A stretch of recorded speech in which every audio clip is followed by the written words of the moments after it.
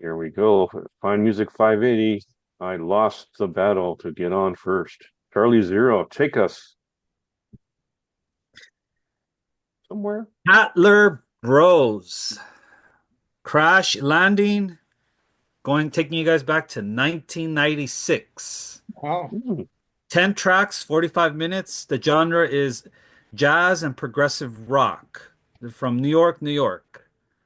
Um, they as it states on their Bandcamp account here that Crash Landing um it has a jazz fusion music that is no small task, yet that appears to be the goal of lead guitarist John Catler, who composes and performs in what is known as just in innotation, a form of microtonal music using 45 notes per octave instead of the standard 12 note scale. So I will show you how that is with this song, Woodpecker.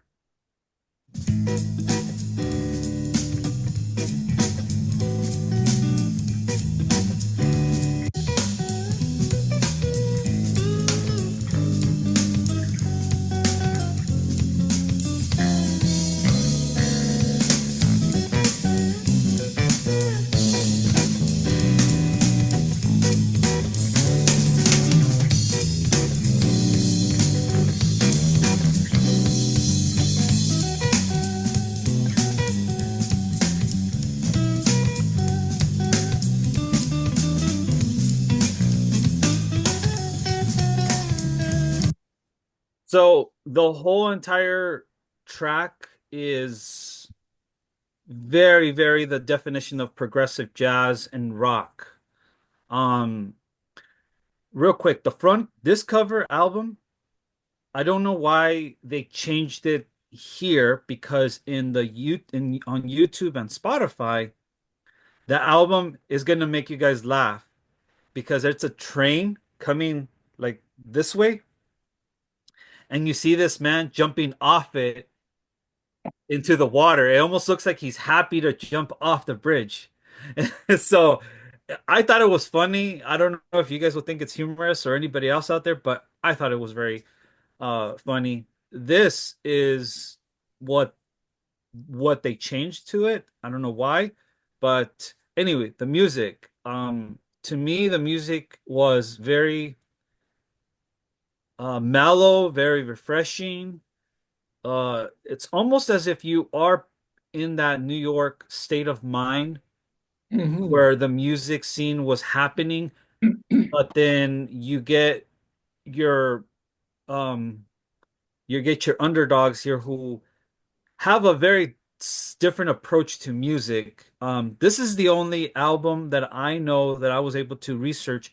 That's the only album that they released, and after that, they're no more. So, but they were considered to be something of oddballs at that time with this album. So I recommend listening to this album, Catler Bros, Crash Landing.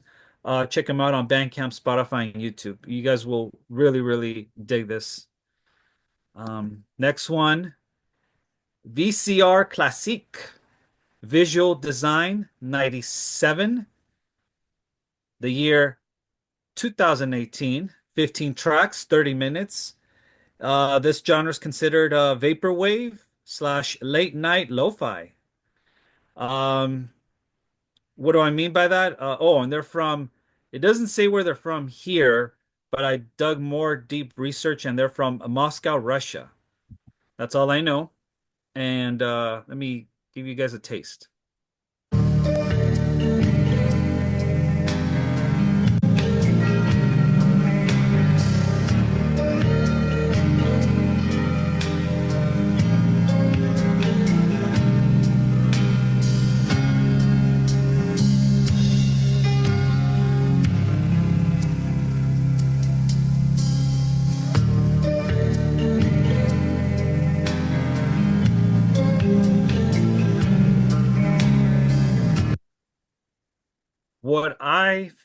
What I felt towards this album Listening to it, I teleported myself to the 80s, but an alternate version of the 80s. And I was at a mall and they played this whole entire album in that mall while everything around me was glitching and everybody was being uh so happy, but they were made out of plastic, but they were really happy, but they were glitching as well. So I don't know why I ended up feeling this way while listening to this album, but that's my interpretation of how I felt. It's really, really awesome if you guys are into mall kind of music. So this is where it will take your imagination into that world. A So, special note about them, if you take a good look, you can buy the full discography for 50 cents. That's 40 albums. oh, Wow. now that you mention it, I see it right here. I did Hmm. not know that. So you can't go They wrong. have 40 albums. Unbelievable. Yeah, they got 40 albums. Even though on Spotify said 24 and even on here, but I know they got more than that. So Wow. yeah, this is their eighth album because I was trying to pinpoint what year this album came out, but I gathered my resources and yeah, it's their eighth album out of 24 or even more albums. So that's all I Hmm. know. I'll be checking them out. Yeah, yeah. So if anybody's interested in vaporwave, shopping mall, late night lo-fi music, this is your thing. It's right here. Uh, please sink your teeth and your ears into this one. So Bandcamp, Spotify, and YouTube. Yes. So the next one is Funky Porcini, the ultimately empty million pounds, taking you guys back to 1999, the year of the Y2K, the end of all computers. Just kidding. This is their third album, 14 tracks, 53 minutes. This is electronic, abstract beats, down tempo, and new jazz, all the way from the UK. Um, so let me play something here for you guys here. I know you guys will enjoy this first song. Theme from Sugar Daddy.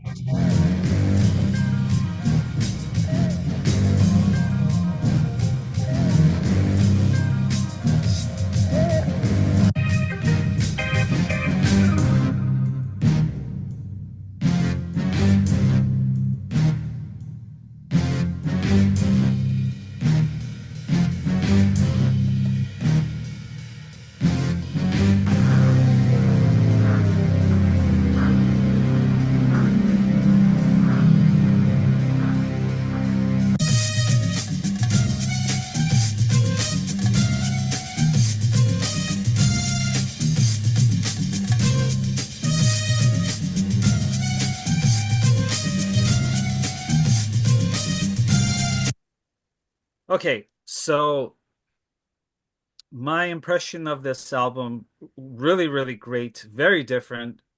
I lately been into a lot of down-tempo jazz or lounge.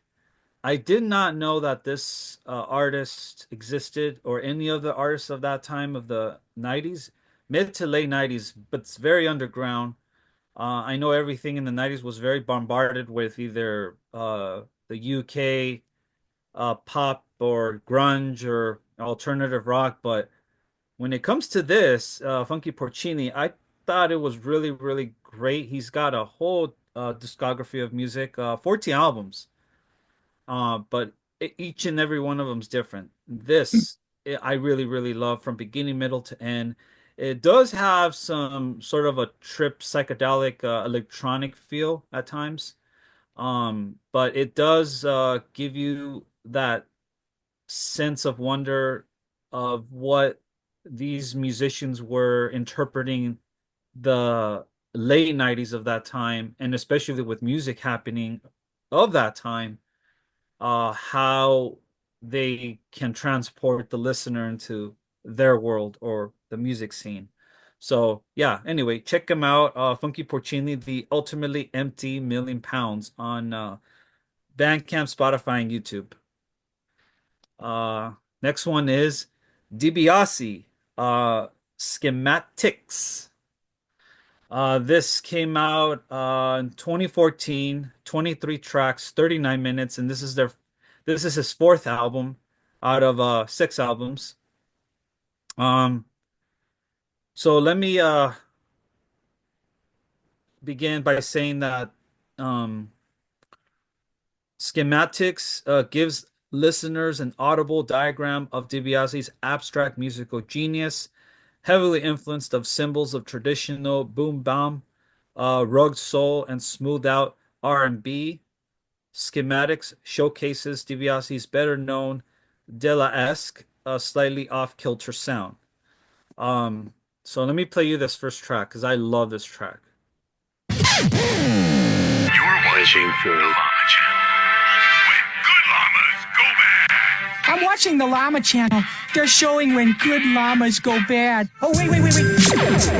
Sounds like Ellen Maybe. Clap your hands to the beat, huh? Just clap your hands to the beat. Just clap your hands to the beat, huh? Just clap your hands to the beat. Just clap your hands to the beat, huh? Just clap your hands to the beat. Just clap your hands to the beat, huh?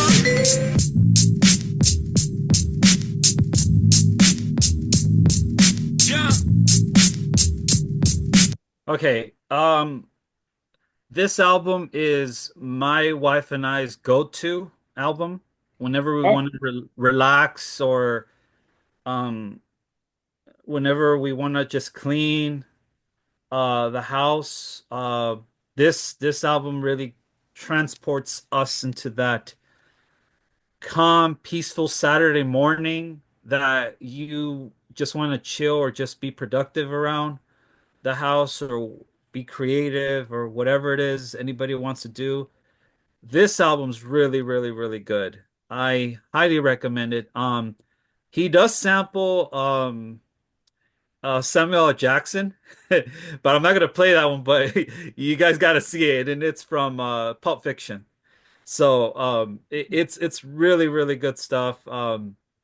Yeah. So if anybody's wanting to get into instrumental hip hop with a bit of electronic and experimental, this is the album that you want to just enjoy, have a cup of coffee or whatever it is you want to do, a good breakfast or whatever. This is it. Check him out. This album's good. Please check him out on Bandcamp, Spotify, and YouTube. And last, RAS G, Back on the Planet. This came out in 2013, 16 tracks, 44 minutes. This is his seventh album, and it's instrumental hip hop and electronic from Los Angeles. This album is regarded as universal acclaim by many music fans of his work. So Back on the Planet spends its first few tracks focused on setting moods and generally avoiding the concerns of melody and steady rhythm. There are smoothing arrangements of gently pulsating drums, echo blurred keys, and the occasional sub-bass boom. Bits of roots reggae drift by along with ambient waves of analog synthesizers, clips of audio lifted from movies or TV, and a lot of sounds that aren't so easy to place. This review I'm reading is from Pitchfork. So I'm gonna play you this one. I like this one.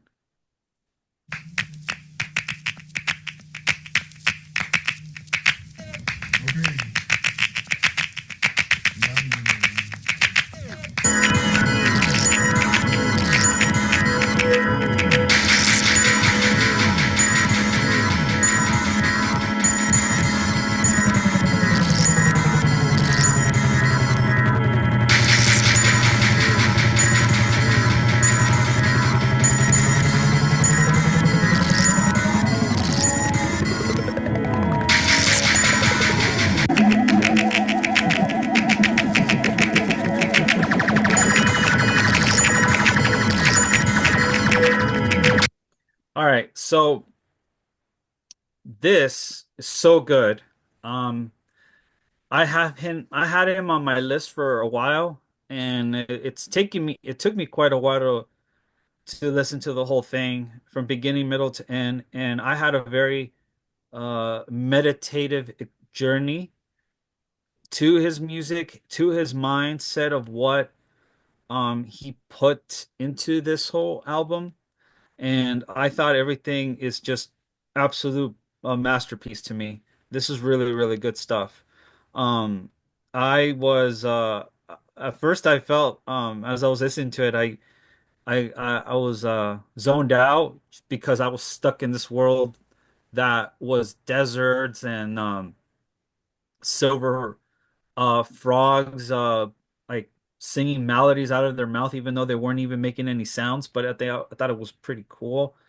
I was transported into Egypt with all these like colorful psychedelic things happening. So yeah, I highly recommend listening to Back on the Planet by RAS G. You could find him on Bandcamp, Spotify, and YouTube. And that is my list of the day. A lot to take in. Thank you so much, Charlie, as always.